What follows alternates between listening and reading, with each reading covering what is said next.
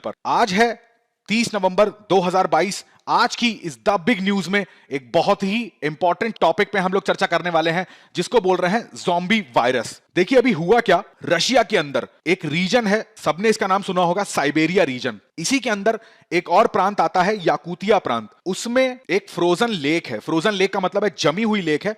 उसके अंदर एक वायरस को एक्सप्लोर किया गया है। उसकी उम्र बताई जाती है 48,500 वर्ष पुराना है। परंतु ये क्या है, ये डॉर्मेंट स्टेज में है। डॉर्मेंट का मतलब है ये एक इनएक्टिव स्टेट में है। उसी को नाम दिया जा रहा है ज़ॉम्बी वायरस का। तो जानते हैं इसके बारे में। सबसे पहले मैपिंग की दृष्टि से, जो ये याकुतिया रीजन है, ये आपको रूस के साइबेरिया इलाके में मिलेगा।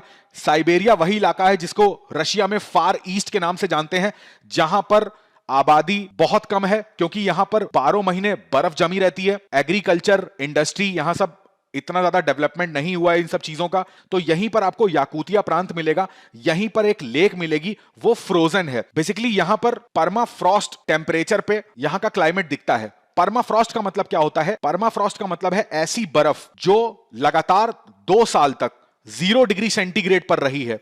अब वो बर्फ जो है वहां की मिट्टी के साथ, वहां की चट्टानों के साथ मिलके 2 वर्षों तक 0 डिग्री सेंटीग्रेड पर रही और बहुत ज्यादा जम के कठोर हो गई। ये कभी कभी तो आप देखेंगे तो आपको ऊपर तो भूमि दिखाई देगी, उसके कई फीट नीचे परमाफ्रॉस्ट में जमी हुई बर्फ मिलेगी। ये आपको ओशियन के बॉटम में भी दिखेगा। तो इस स्थिति को परमाफ्रॉस्ट के नाम से जानते हैं। तो फ्रेंच साइंटिस्ट ने इस परमाफ्रॉस्ट का अध्ययन किया और इस परमाफ्रॉस्ट के अंदर पाया कि अब देखिए होता क्या है। मैंने आपको बताया ना, यहां पर कभी किसी जमाने में पेड़ पौधे रहे होंगे, परंतु वो सारे पेड़ पौधे जो थे वो दब गए, जो भी जीव जंतु थे वो दब गए। तो एक तरीके का यहां पर बायोमास भी आपको देखने को मिलेगा। जब भी हम लोग बायोमास की बात करते हैं तो इसका मतलब वहां पर कार्बन डाइऑक्साइड और मीथेन ये भी आपको देखने को मिलेंगी। इसी के साथ साथ यहां पर बहुत सारे जीवाणु और जो वायरसेस हैं ये भी इस परमाफ्रॉस्ट के अंदर दबे हुए हैं। परंतु हो क्या रहा है, आपको पता है ग्लोबल वार्मिंग किस तरीके से बढ़ रही है। ग्लोबल वार्मिंग का मतलब क्या है कि जितनी भी ग्रीन हाउस गैसेस का हम उत्सर्जन कर रहे हैं वो उत्सर्जित होकर जाती हैं हमारे वायुमंडल में और वायुमंडल के तापमान को और ज्यादा बढ़ाती हैं। कैसे? क्योंकि ये आने वाली सोलर रेडिएशन को अपने अंदर एब्जॉर्व कर लेती हैं। इसी वजह से इनको ग्रीन हाउस गैसेस कहते हैं। अब जब टेम्परेचर बढ़ता है ना, तो इसका इफेक्ट पूरी पृथ्वी पर देखने को मिलता है। उससे हमारे उत्तरी ध्रुव और दक्षिणी ध्रुव में जो जमी हुई बर्फ है आर्कटिक, अंटार्कटिका की, इस पर भी इसका प्रभाव देखने को मिला।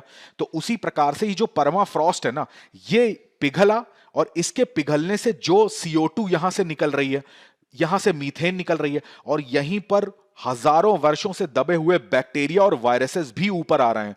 तो उन्हीं वायरसेस को खोजा गया और यहां पर 13 ऐसे वायरस खोजे गए जिनको की नाम दिया गया ज़ॉम्बी वायरस का। बेसिकली ये जो ज़ॉम्बी वायरस है ना, इसमें से जो सबसे ओल्डेस्ट है उसको नाम दिया जा रहा है पेंडोरा वायरस येडोमा। याद रखिएगा, मोस्ट इंपॉर्टेंट।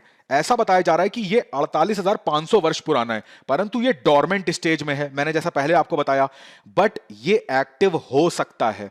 अभी के लिए जान लीजिए, ये जो आप फिगर देख पा रहे हो, ये एक पेंडोरा वायरस का फिगर है। ये सिंगल सेल के जो जीव होते हैं, जैसे बात करी जा रही है अमीबा की, तो ये अभी उसको इफेक्ट करेगा। ये हमारे प्लांट को या मानव को उतना इफेक्ट नहीं करेगा। परंतु ये भी इस शोध में देखा गया कि ये वायरस जो है, ये कई सारे जब वायरस आपस में मिलते हैं तो ये एक मेगा वायरस का रूप ले लेते हैं। इसका इफेक्ट ह्यूमन पे या प्लांट्स पे पड़ सकता है। अब इनको ज़ॉम्बी वायरस नाम क्यों दिया जा रहा है? देखिए, ज़ॉम्बी का मतलब आपको समझना होगा। ज़ॉम्बी किसे बोलते हैं? आपने मूवीज वगैरह में देखा होगा, ज़ॉम्बी ऐसे क्रिएचर होते हैं जिनका जो दिमाग की बात करें या मेंटल स्टेट की बात करें, वो पूरी तरीके से क्या हो जाती है, डेड हो जाती है।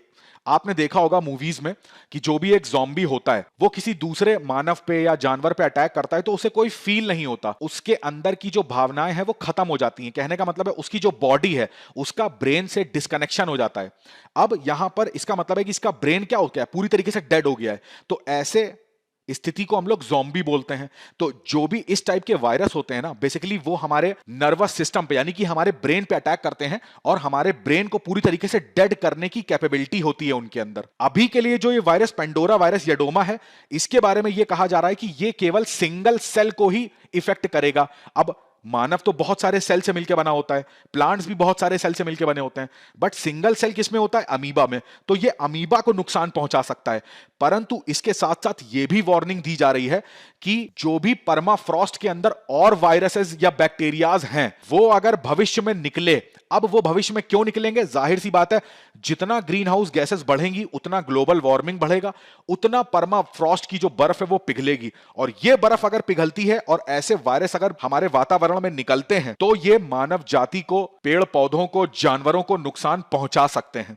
इसी के ऊपर शोध ये हो रहा है कि ये जो पेंडोरा वायरस है, क्या अभी तक तो ये मान लीजिए 0 डिग्री सेंटीग्रेड पे रह रहा था, अब जब ये बाहर निकलेगा, अभी तो ये इनएक्टिव स्टेट में है, अब वायरस को एक्टिव होने के लिए कोई एक लिविंग सेल चाहिए होता है, तो क्या ये बाहर निकलते ही बाहर के टेम्परेचर पे, ऑक्सीजन की उपस्थिति में इन सारे एनवायरनमेंट में सरवाइव करेगा, इन सारे एनवायरनमेंट में जीवित रहेगा? ये शोध इस पर देखा जा रहा है। ये जैसे मैंने आपको बताया, ये याकूतिया है, इसकी लोकेशन याद रखिएगा, यहीं पर ये इस वायरस को खोजा गया है। इस तरीके का जो स्ट्रक्चर होता है, इसी को हम लोग परमाफ्रॉस्ट के नाम से जानते हैं। तो यहीं पर एक लेक है, यूकेची लेक, ठीक है, यूकेची लेक यहीं पर है याकूतिया प्रांत में, वहां पर ये लेक मिलेगी। तो वहां पर वो लेक कैसी है? ये पूरी तरीके से फ्रोजन हो गई है। फ्रोजन का मतलब है बर्फ जम गई है, और परमाफ्रॉस्ट टाइप की बर्फ। तो उसमें यहां पर शोध हुआ और वहां पर इस पेंडोरा वायरस को खोजा गया। अब अगर इसके रिस्क की बात करें तो देखिए, सबसे बड़ा रिस्क तो यहां पर परमाफ्रॉस्ट के पिघलने से क्या क्या हो सकते हैं, तो उसमें सबसे मेन है जलवायु संकट। जाहिर सी बात है, पहले ही CO2 और जो मीथेन है ये हमारे वायुमंडल में है, इसके पिघलने से भी जो CO2 और CH4 निकलेगा तो वो और ज्यादा ग्लोबल वार्मिंग बढ़ाएगा। दूसरा, यहां पर बहुत सारे वायरसेस और जीवाणु ऐसे हो सकते हैं जो पशुओं में और पशुओं से मानव में या मानव से मानव में फैलने का प्रकोप उनके अंदर है। इसी के साथ साथ यहां पर जब ये चीजें होंगी तो महामारी का खतरा भी बना रहेगा मानव जाति के ऊपर। अगर आप इतिहास उठा के भी देखोगे तो रूस में ही H5N8 जो एवियन फ्लू था, उसका भी पहला मामला दर्ज किया गया था। अगर विषाणु की बात करें तो 2016 में साइबेरिया के अंदर ही जो एंथ्रेक्स का प्रकोप है वो भी देखा गया था। इस वजह से यहां पर 2000 से ज्यादा जो रेंडियर पशु थे उनको मारा गया। इसी के साथ साथ जो स्पेनिश फ्लू है उसका जो कारण बढ़ता है H1N1 इन्फ्लुएंजा, उसकी भी DNA जो था वो इसी परमाफ्रॉस्ट के अंदर वायरस में पाई गई थी। चूंकि इतिहास ऐसा रहा है कि परमाफ्रॉस्ट के अंदर जो वायरस हैं वो मानव जाति के लिए एक बहुत बड़ा संकट बन सकते हैं। तो आज के सत्र में बस इतना ही। कमेंट करके जरूर बताइएगा कि आज का बिग न्यूज आपको कैसा लगा। मिलते हैं बिग न्यूज के अगले सेशन में।